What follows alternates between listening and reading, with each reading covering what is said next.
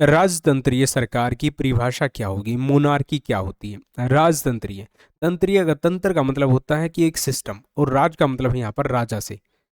तो इसकी परिभाषा बन जाएगी शासन की वह प्रणाली जहां पर राज्य का सर्वोच्च अधिकारी एक व्यक्ति यानी राजा या कोई रानी के पास होती है। तो देश के अंदर एक राजा है या कोई रानी है तो उसको हम राजतंत्र कहते हैं। यहाँ पर जो है उत्तराधिकारी किस प्रकार से चुना जाता है? अक्सर वंशानुगत होता है, यानी जो सत्ता परिवार है उसके भीतर से ही कोई अगला राजा बनता है। पूर्ण अधिकार होता है यहाँ पर, राजा के पास कानून बनाने या निर्णय लेने के पूरे अधिकार होते हैं और सारी शक्ति उसी के पास होती है। सलाहकार परिषद भी होती है यहाँ पर, राजा के पास चर्चा के लिए मंत्रियों का एक छोटा सा समूह होता है, लेकिन अंतिम निर्णय केवल यहाँ पर राजा के द्वारा ही लिए जाते हैं। राजतंत्र की विशेषताएं क्या है और सीमाएं क्या होती हैं? निर्णय लेने की स्वतंत्रता राजतंत्र में अक्सर देखी जाती है। राजतंत्र में त्वरित निर्णय लिए जा सकते हैं क्योंकि यहाँ पर किसी बड़ी सभा में बहस की आवश्यकता नहीं होती।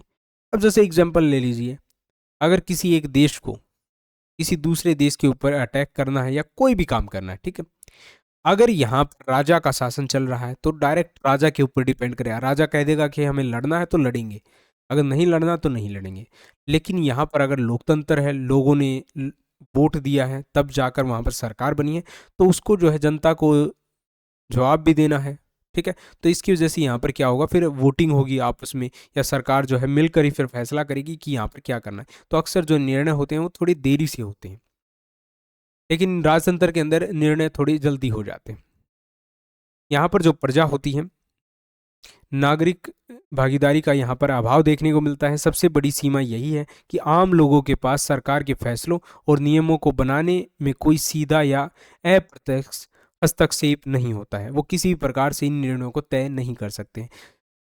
नागरिक की बात करें तो आज के समय में अधिकांश देशों ने इस व्यवस्था को त्याग दिया है और प्रतिनिधि लोकतंत्र को अपना लिया है। यानी एक तरह से हम खुद ही अपना जो राजा है, राजा तो वो नहीं कहेंगे उसको, ठीक है, अपना जो लीडर है उसको हम खुद चुनेंगे। इस प्रकार का सिस्टम आज पूरी दुनिया के अंदर है। कुछ देश ऐसे भी हैं जहाँ पर मतलब राजा भी होता है और सरकार भी होती है, जैसे यूके है, ठीक है।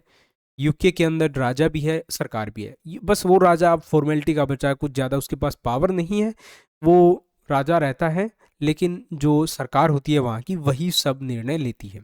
तो कुछ देशों के अंदर, अभी यूरोप के अंदर बचा हुआ है ये राजा का सिस्टम, लेकिन वो सिर्फ फॉर्मेलिटी के लिए बचा है, उसमें कोई ज़्यादा पावर उसको दी नहीं गई है।